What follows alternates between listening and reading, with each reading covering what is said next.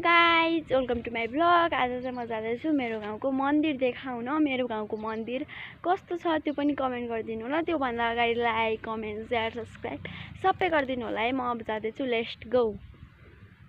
Hello साथीहरू, मेरो यो चाहिँ हाम्रो गाउँको मन्दिर हो, देख्न सक्नुहुन्छ। यो चाहिँ आमा समूहको सामान राख्ने ठाउँ हो यो चाहिँ।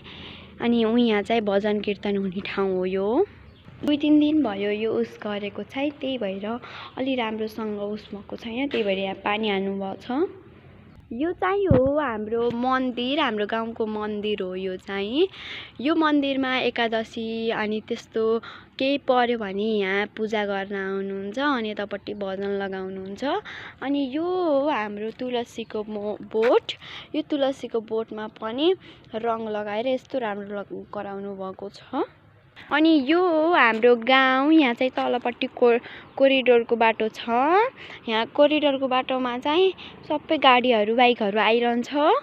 अनि यो चाहिँ देख्न सक्नुहुन्छ, यो चाहिँ हाम्रो गाउँ हो अनि यो चाहिँ नदी हो। यति भन्दै म घर फर्किन्छु। आजको लागि यति नै। Thank you for watching. Bye by.